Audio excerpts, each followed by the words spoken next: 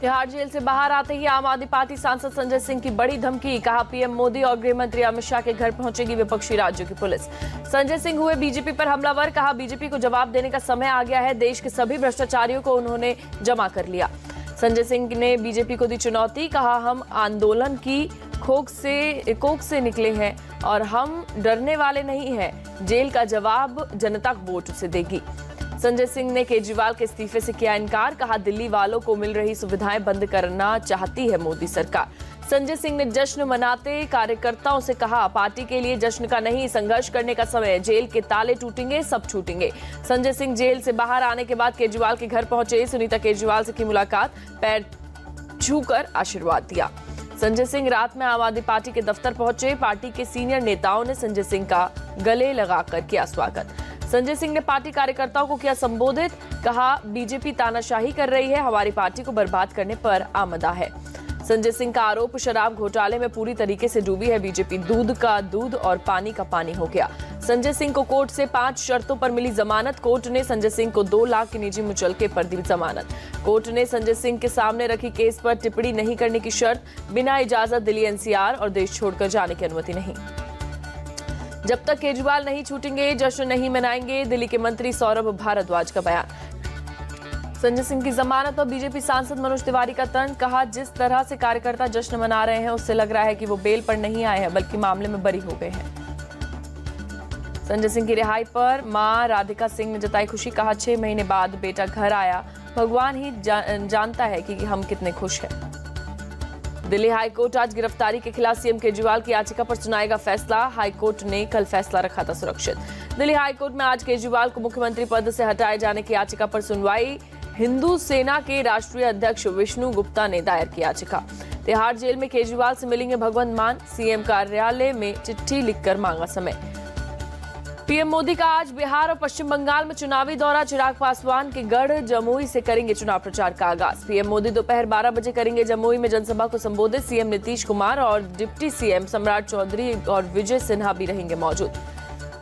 PM Modi NDA उम्मीदवार अरुण भारती के लिए करेंगे वोट की अपील। एलजेपी रामविलास के नेता चिराग पासवान के बहनोई हैं अरुण भारती। पीएम मोदी की रैली में चिराग पासवान के अलावा जितिन राम मांझी और उपेंद्र कुशवाहा भी रहेंगे मौजूद। जमुई में पहले फेज में 19 अप्रैल को होगी वोटिंग। हम प्रमुख जितिन राम मांझी ने पीएम मोदी की जमुई रैली का स्वागत किया। कहा बिहार की जनता सभी 40 सीट एनडीए को देगी। जमुई के बाद पीएम मोदी की पश्चिम बंगाल के कूच बिहार में होगी रैली। प्रधानमंत्री दोपहर 3:30 बजे करेंगे जनसभा को संबोधित। पीएम मोदी कूच बिहार से बीजेपी उम्मीदवार निश्चित प्रामाणिक के लिए करेंगे वोट की अपील। निश्चित प्रामाणिक का टीएमसी के जगदीश चंद्र बसूनिया से है सीधा मुकाबला। केंद्रीय मंत्री निश्चित प्रामाणिक ने कहा पीएम मोदी के आने से कूच बिहार में जश्न का माहौल, लोगों को उनके आने का इंतजार था। पीएम मोदी की रैली पर टीएमसी नेता शशि पांजा ने कसा तंज। कहा बीजेपी सांसद ने बंगाल के विकास के लिए कुछ नहीं किया, इसलिए पीएम खुद चुनाव प्रचार के लिए आ रहे। शशि पांजा ने कहा प्रधानमंत्री बंगाल तभी आते हैं जब चुनाव होता है। बंगाल को 100 दिन के काम के पैसे नहीं मिले, हम उसका जवाब चाहते हैं। पीएम मोदी की रैली से पहले सीएम ममता बनर्जी कुछ ही दूरी पर माथाभांगा में दोपहर 12 बजे करेंगी रैली। टीएमसी उम्मीदवार जगदीश चंद्र बसूनिया के लिए करेंगे वोट की अपील। सीएम ममता बनर्जी की दूसरी रैली जलपाईगुड़ी में दोपहर 1:30 बजे होगा। टीएमसी उम्मीदवार निर्मल चंद्र राय के लिए लोगों ने मांगा समर्थन। जलपाईगुड़ी में सीएम ममता बनर्जी ने चाय के बागान में श्रमिकों से की मुलाकात। स्थानीय दुकान पर चाय भी बनाई। पीएम मोदी की जमुई रैली से पहले चिराग पासवान को लगा बड़ा झटका। एलजेपी रामविलास पार्टी के राष्ट्रीय और प्रदेश स्तरीय 22 पदाधिकारियों ने दिया पद से इस्तीफा। राष्ट्रीय उपाध्यक्ष रेणु कुशवाहा सहित सभी बागी पदाधिकारियों ने साझा प्रेस कॉन्फ्रेंस की। चिराग पासवान पर मोटी रकम लेकर बाहरी उम्मीदवारों को टिकट बेचने का आरोप लगाया। पार्टी विरोधी गतिविधियों की वजह से संजय निरुपम पर गिरी गाज। पार्टी अध्यक्ष मल्लिकार्जुन खड़गे ने संजय निरुपम को 6 साल के लिए किया निष्कासित। संजय निरुपम का नाम स्टार प्रचारकों की लिस्ट से हटाया। नाना पटोले बोले बयानबाजी पर होगा एक्शन। संजय निरुपम आज कांग्रेस छोड़ने का कर सकते हैं ऐलान। कहा मेरे लिए ऊर्जा नष्ट ना करे कांग्रेस, बची ऊर्जा पार्टी को बचाने में लगाए। वंचित बहुजन अघाड़ी नेता प्रकाश अंबेडकर आज सुबह 11 बजे अकोला से करेंगे नामांकन दाखिल। बीजेपी के अनूप दोत्रे और कांग्रेस के अभय पाटिल से है मुकाबला। सीट शेयरिंग विवाद के बीच उद्धव ठाकरे का बयान। मुंबई की 4 सीटों पर लड़ेगी यूबीटी, 2 सीटें गठबंधन के लिए छोड़ी। लोकसभा चुनाव के लिए कांग्रेस ने मीडिया कोऑर्डिनेटर किए नियुक्त। यूपी, गुजरात समेत 14 राज्यों के लिए नामों का ऐलान किया। बीजेपी नेता स्मृति ईरानी आज करेंगी केरल के वायनाड का दौरा। बीजेपी उम्मीदवार के सुरेंद्रन के नामांकन में 11 बजे होंगी शामिल। स्मृति ईरानी आज सुबह वायनाड में करेंगी रोड शो। के सुरेंद्रन के नामांकन के बाद प्रेस कॉन्फ्रेंस करेंगी। घर बनवाने के बाद अमेठी की वोटर बनी केंद्रीय मंत्री स्मृति ईरानी लोकसभा चुनाव में डाल सकेंगी वोट। मथुरा से बीजेपी उम्मीदवार हेमा मालिनी आज दाखिल करेंगे अपना नामांकन। सीएम योगी नामांकन के वक्त रहेंगे मौजूद। सीएम योगी सुबह 11:30 बजे पहुंचेंगे मथुरा। हेमा मालिनी के नामांकन के बाद जनसभा को करेंगे संबोधित। नामांकन से पहले हेमा मालिनी ने मथुरा में की यमुना नदी में पूजा। बोली, इस बार यमुना को साफ कर देंगे। पप्पू यादव ने बिहार के पूर्णिया से नामांकन दाखिल करने का किया ऐलान। आज सुबह 11 बजे तक नॉमिनेशन फाइल। नामांकन के ऐलान से पहले पप्पू यादव ने लालू यादव के सामने रखी नई डील। कहा, पूर्णिया नहीं छोड़ सकता। आरजेडी के सिंबल पर भी चुनाव लड़ने को तैयार। आरजेडी उम्मीदवार बीमा भारती ने पूर्णिया से नामांकन भरा। पप्पू यादव से साथ देने की अपील की।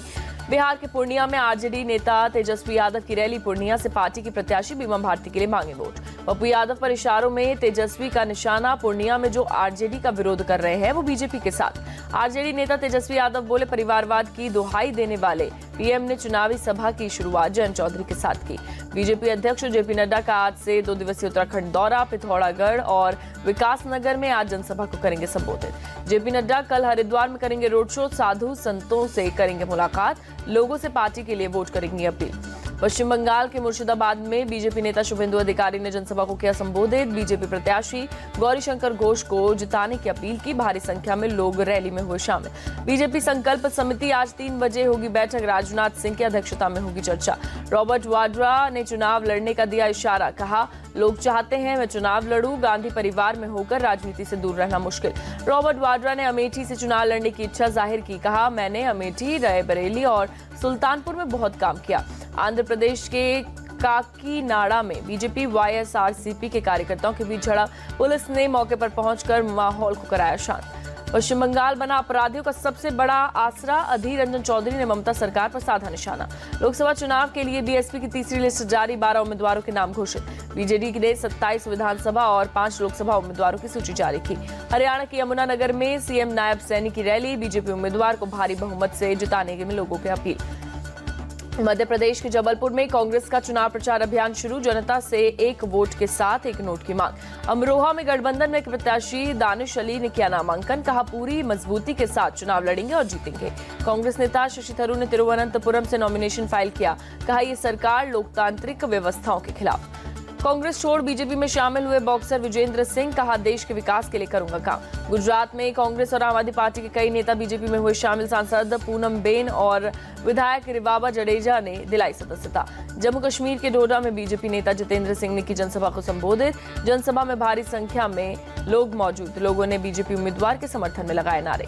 एमपी के खजुराहो में सीएम मोहन यादव ने किया रोड शो। खजुराहो लोकसभा उम्मीदवार वीडी शर्मा को जिताने की अपील की। वीडी शर्मा ने भी लोगों से मांगे वोट।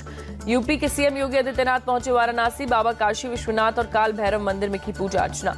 पंजाब के भटिंडा में डॉग का आतंक। नेशनल कॉलोनी में बच्चे पर हमला कर किया घायल। बच्चे को अस्पताल में कराया गया भर्ती। प्रयागराज में एक प्रिंटिंग प्रेस में लगी भीषण आग। फायर ब्रिगेड की टीम ने आग पर पाया काबू। सालों से बंद है प्रिंटिंग प्रेस। आग बुझाने के दौरान फायर ब्रिगेड के 2 से 3 जवान अंदर फंसे।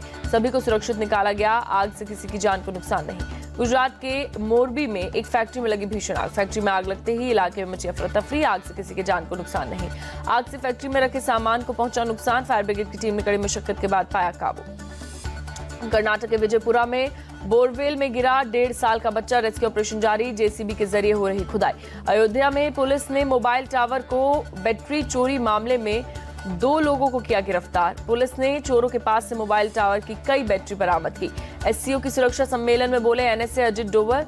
क्रॉस बॉर्डर टेररिज्म से जल्द निपटना होगा। मॉस्को आतंकी हमले की निंदा भी की। अजित डोवल ने कहा, आतंकवाद पर दोहरे मापदंड अपनाना छोड़े देश, तभी कर पाएंगे इसका मुकाबला। गर्मी से निपटने की तैयारियों पर केंद्रीय स्वास्थ्य मंत्री ने की समीक्षा बैठक। राज्य सरकारों को एडवाइजरी जारी करने को कहा। पश्चिम बंगाल के कोलकाता में प्रचंड गर्मी को लेकर मौसम विभाग का अलर्ट। 6 अप्रैल तक हीट वेव को लेकर जारी की चेतावनी। एक्टर आशुतोष राणा पहुंचे बाबा महाकाल के दरबार में। आशुतोष राणा ने की पूजा अर्चना। बाबा महाकाल का आशीर्वाद दिया। राजस्थान के उदयपुर से घर में घुसा तेंदुआ। घरों से बाहर निकले लोग, इलाके में मची अफरा तफरी। वन विभाग की टीम मौके पर पहुंची, ट्रैंक्विलाइज कर तेंदुए को पकड़ा, जंगल में जाकर छोड़ा। गाजा में जारी इजरायली हमले में मरने वालों की तादाद 33,000 के करीब पहुंची। अब तक 32,916 फिलिस्तीनियों की मौत, जबकि 75,494 लोग जख्मी। गाजा पर इजरायली हमले में पिछले 24 घंटे में 71 फिलिस्तीनियों की मौत, जबकि 102 लोग हुए घायल। इजरायल ने गाजा के बॉर्डर पर फिर से तेज की सैन्य कार्रवाई। गाजा के सीमावर्ती इलाकों पर फिर से टैंक से दागे गए गोले। ईरान के supreme leader Ayatollah Ali Khamenei का इजरायल पर हमला, कहा सीरिया अटैक की भारी कीमत चुकाएगा इजरायल। हिजबुल्लाह नेता हसन नसरल्लाह का इजरायल पर आरोप, सुरक्षा परिषद के गाजा में तुरंत सीजफायर के प्रस्ताव ठुकराया और अंतर्राष्ट्रीय कानून को नजरअंदाज किया। रूस ने कॉन्सर्ट हॉल अटैक पर अमेरिका के दावे को गलत ठहराया। हमले से पहले किसी तरह की चेतावनी मिलने से किया इनकार। ताइवान में आए 25 साल के सबसे भयंकर भूकंप में अब तक 9 लोगों की मौत, करीब 1,000 से ज्यादा लोग घायल। ताइवान में राहत और बचाव का काम तेजी पर, राहत कर्मी इमारतों के मलबे को हटाने में जुटे। ताइवान में भूकंप के बाद लोगों में फैली दहशत, घरों में लौटने की जगह लोग टेंट में गुजार रहे रात। अमेरिका के बाल्टीमोर ब्रिज और कंटेनर जहाज का नया वीडियो आया सामने। खराब मौसम की वजह से ब्रिज को ठीक करने के काम में आई रुकावट। आईपीएल में गुजरात टाइटंस और पंजाब किंग्स में आज होगी भिड़ंत। अहमदाबाद में दोनों टीमों के बीच होगी टक्कर। शाम 7:30 बजे शुरू होगा मुकाबला। आईपीएल में कोलकाता नाइट राइडर्स ने लगाई जीत की हैट्रिक। आईपीएल में दूसरी सबसे बड़ी जीत दर्ज की, दिल्ली को 106 रन से दी शिकस्त। केकेआर ने पहले बैटिंग कर आईपीएल का दूसरा सबसे बड़ा स्कोर खड़ा किया। दिल्ली कैपिटल्स को दिया 273 रन का टारगेट। दिल्ली की पूरी टीम 166 रन पर आउट। दिल्ली कैपिटल्स की ओर से एनरिक नोत्रिया ने 3 विकेट झटके, ईशांत शर्मा को 2 विकेट मिले। दिल्ली के कप्तान ऋषभ पंत ने 25 बॉल पर 55 रन बनाए।